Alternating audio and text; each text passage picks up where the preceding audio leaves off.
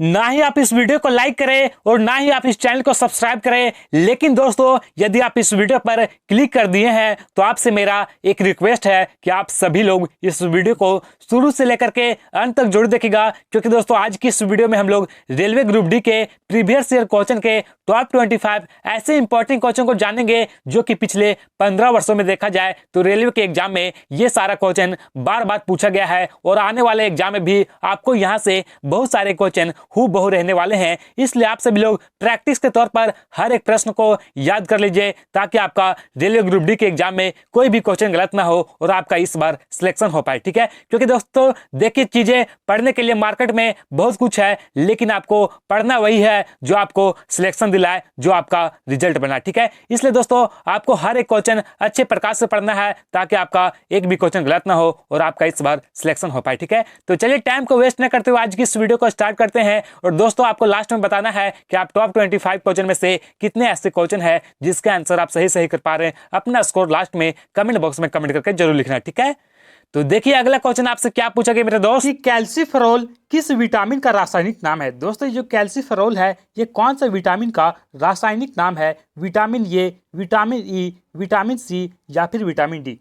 तो देखिए जो कैल्सीफेरोल है ये कौन सा विटामिन का रासायनिक नाम है? तो विटामिन डी का रासायनिक नाम क्या है? तो कैल्सीफेरोल। ठीक है, option number D right answer हो जाएगा। अगला क्वेश्चन है कि तंबाकू में उपस्थित एल्कोलाइड होता है। दोस्तों जो तंबाकू में उपस्थित एल्कोलाइड होता है ये क्या होता है? तो तंबाकू में उपस्थित क्या होता है? कुनिन उपस्थित होता है या फिर एंट्रोपिन उपस्थित होता है या फिर एफेड्रिन या फिर निकोटीन। तो देखिए जो तंबाकू में उपस्थित होता है ये क्या होता है? तो निकोटीन। ठीक है, option number D right answer होगा निकोटीन।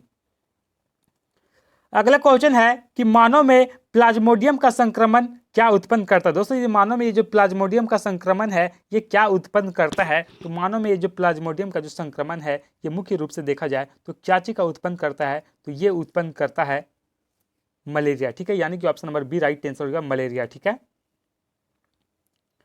अगला क्वेश्चन है कि यदि चंद्रमा पर दक्षिणी कोरिया विस्फोट करता है, यानी दोस्तों चंद्रमा पर दक्षिण कोरिया या फिर कोई भी देश विस्फोट करता है तो उसकी आवाज पृथ्वी तक पहुंचने में कितना देर लगेगा? ठीक है, यानी कि चंद्रमा पर कोई भी देश किसी कारणवश विस्फोट करता है तो उसकी आवाज पृथ्वी पर कितनी समय बाद सुनाई देगी? 20 मिनट बाद, 30 मिनट बाद, 10 मिनट बाद या फिर इनमें से कोई नहीं। तो दोस्तों यहाँ पे जो राइट आंसर हो जाएगा ये हो जाएगा ऑप्शन नंबर डी, इनमें से कोई नहीं। जी हाँ दोस्तों, यदि पृथ्वी पर आप किसी भी प्रकार से विस्फोट कीजिएगा तो चंद्रमा पर यह नहीं सुनाई देगा, क्योंकि चंद्रमा पर आप सभी को पता होगा कि वायुमंडल चंद्रमा पर नहीं। ठीक है, वायुमंडल चंद्रमा पर नहीं है, जिसके कारण यहाँ तक आवाज नहीं सुनाई देगा। और आप सभी को पता होगा कि निर्वात में जो है ये ध्वनि गमन नहीं करती। ठीक है, इस वजह से यहाँ पर कोई भी कुछ भी सुनाई नहीं देगा। ठीक है, अगला क्वेश्चन है कि डॉक्टर निम्नलिखित प्रौद्योगिकी द्वारा महिला के गर्भ में भ्रूण की स्पष्ट तस्वीर देख सकता है, वह क्या होता है? दोस्तों ये जो डॉक्टर के द्वारा जो महिला के गर्भ में जो भ्रूण की स्पष्ट तस्वीर देख पाते हैं ये किसके द्वारा देख पाते हैं? CT स्कैन के द्वारा, एक्सरे के द्वारा, अल्ट्रासाउंड के द्वारा या फिर लेसर के द्वारा। तो देखिए ये किसके कारण देख पाते हैं? तो ये देख पाते हैं, तो ये अल्ट्रासाउंड के द्वारा देख पाते हैं। ठीक है, यानी कि ऑप्शन नंबर यहाँ पे सी राइट आंसर हो जाएगा अल्ट्रासाउंड। ठीक है, नेक्स्ट क्वेश्चन है कि बल का एसआई मात्रक क्या है। दोस्तों बहुत ही ज्यादा आसान क्वेश्चन है, इस क्वेश्चन का आप सभी लोग आंसर कमेंट बॉक्स में कमेंट करके जरूर लिखिएगा कि बल का एसआई यूनिट क्या है। क्योंकि दोस्तों यहाँ पर जितने भी क्वेश्चन बताए जा रहे हैं ये सभी क्वेश्चन अच्छे लेवल के क्वेश्चन है, जो कि गवर्नमेंट एग्जाम के जितने भी एग्जाम्स हुए हैं वहां पर ये सभी क्वेश्चन पिछले 10 या 15 वर्षों में सबसे अधिक बार रिपीट हुए हैं। ठीक है, इसलिए आप सभी को इस वीडियो को शुरू से लेकर के अंत तक जरूर देखना। ठीक है, अगला क्वेश्चन है कि मोनाजाइट किसका अयस्क है। दोस्तों जो मोनाजाइट है ये किसका अयस्क है? तो मोनाजाइट की बात करें तो ये किसका अयस्क होता है? तो थोरियम का। ठीक है, option number D right answer होगा थोरियम का। नेक्स्ट क्वेश्चन है कि निम्न में से कौन सी दवा टाइफाइड उपचार के लिए प्रयुक्त होती है। दोस्तों यदि किसी भी व्यक्ति को टाइफाइड हो जाता है तो उसके लिए इनमें से कौन सी दवा का उपयोग किया जाता है? तो देखिए यदि आपको टाइफाइड हो जाता है तो आपको कौन सा दवा का उपयोग करना चाहिए? तो आपको उपयोग करना चाहिए क्या? तो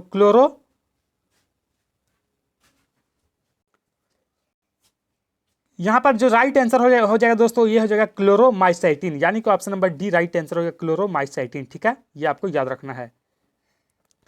नेक्स्ट क्वेश्चन क्या आपसे पूछा गया है कि रेडियो कार्बन का काल निर्धारण किससे संबंधित है। दोस्तों, ये जो रेडियो कार्बन का काल निर्धारण होता है ये किससे संबंधित है? तो देखिए, ये जो रेडियो कार्बन का निर्धारण जो संबंधित है ये किससे संबंधित है? मृदा से, सेल से, जीवाश्म से या फिर भवन से। तो देखिए दोस्तों, ये जो कार्बन का जो रेडियो कार्बन का जो निर्धारण होता है, समय का जो निर्धारण होता है, पुरानी चीज़ों का जो निर्धारण होता है, कितना साल पुराना है, तो ये होता है जीवाश्म से, यानी कि फॉसिल से। ठीक है, option number C right answer हो जाएगा। अगला क्वेश्चन है कि डॉक्टर के थर्मामीटर का आविष्कार किसने किया था। दोस्तों, जो डॉक्टर के जो थर्मामीटर लगाए होते हैं इसका आविष्कार की बात करें तो इसका आविष्कार इनमें से किसके द्वारा किया गया था?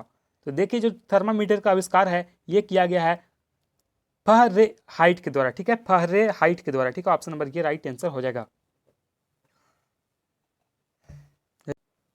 अगला क्वेश्चन आपसे क्या पूछा गया है कि आग बुझाने वाली गैस इनमें से कौन सी? दोस्तों, आग बुझाने वाली गैस कौन सा है? नियोन, नाइट्रोजन, कार्बन डाइऑक्साइड या फिर कार्बन मोनोऑक्साइड। तो देखिए, जो आग बुझाने का मुख्य काम करता है ये कौन सा गैस के द्वारा आग बुझाने का कार्य होता है? तो कार्बन डाइऑक्साइड के द्वारा। ठीक है, ऑप्शन नंबर यहाँ पे सी राइट आंसर हो जाएगा। नेक्स्ट क्वेश्चन है कि पाचन के रसों निम्न में से कौन सा अम्ल पाया जाता है? दोस्तों, ये जो पाचन के रसों में है ये इनमें से कौन सा अम्ल पाया जाता है? लैक्टिक अम्ल, लैक्टिक अम्ल या फिर अमीनो अम्ल या फिर हाइड्रोक्लोराइड अम्ल। तो देखिए, जो पाचन के रसों में पाया जाता है ये कौन सा अम्ल पाया जाता है? तो ये पाया जाता है हाइड्रोक्लोरिक अम्ल, यानी कि HCl। ठीक है, हाइड्रोक्लोरिक अम्ल।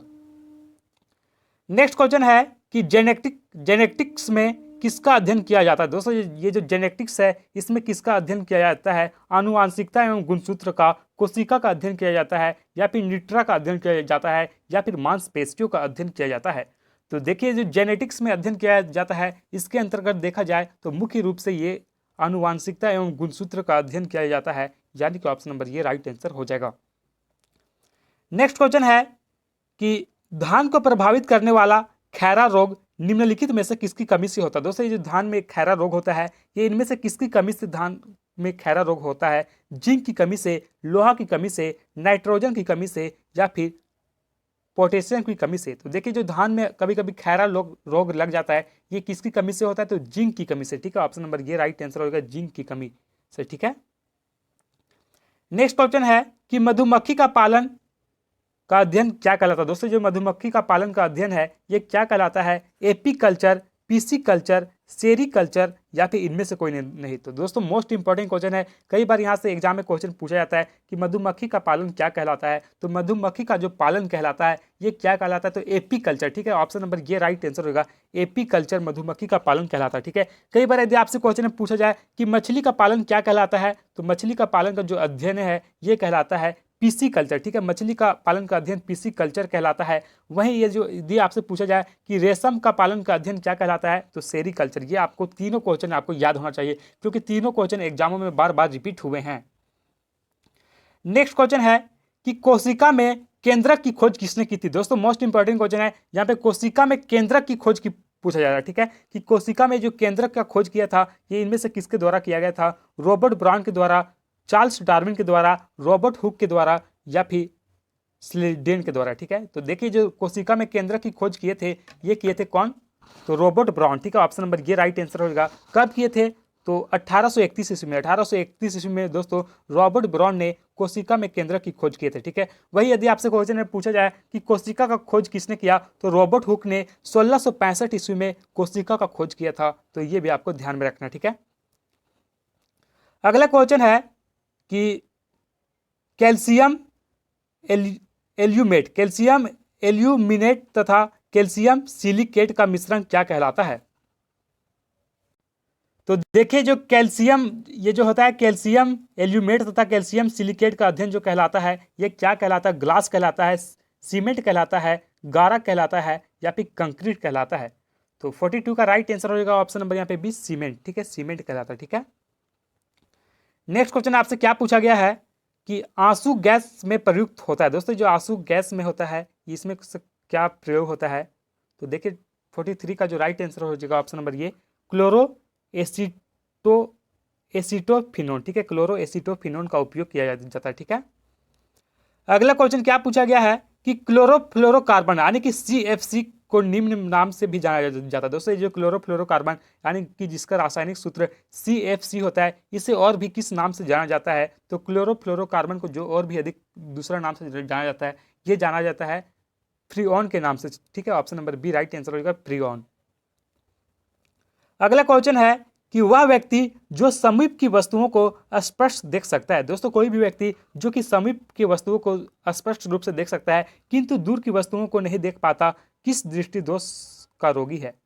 तो देखिए यदि आप निकट की वस्तुओं को नहीं देख पाते हैं, ठीक है, निकट की वस्तुओं को स्पर्श आदि देख लेते हैं और दूर की वस्तुओं को नहीं देख पाते हैं, तो इसे क्या कहा जाता है? मायोपिया कहा जाता है, यानी कि निकट दृष्टि दोष, या फिर हाइपरमेट्रोपिया यानी कि दूर दृष्टि दोष, या फिर इनमें से कोई नहीं। तो देखिए जो निकट दृष्टि दोष कहा जाता है, ये किसे कहा जाता है? तो यदि निकट की वस्तुएं यदि आपको साफ साफ दिखाई नहीं देती तो उसे निकट दृष्टि दोष कहा जाता है। ठीक है, यानी कि मायोपिया।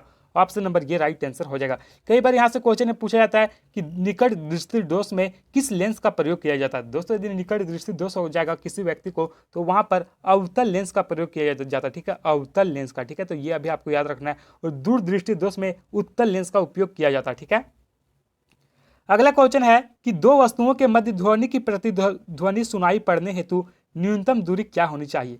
यदि दो वस्तुओं के बीच दोस्तों ध्वनि का जो रिफ्लेक्शन है यदि सुनाई देना है तो न्यूनतम दूरी कितनी होनी चाहिए कम से कम? तो ये दूरी होनी चाहिए कम से कम 17 मीटर। ठीक है, option number D right answer हो जाएगा। अगला क्वेश्चन है कि दाब का एसआई मात्रक क्या है? दोस्तों जो दाब है इसकी एसआई मात्रक की बात करें क्या है?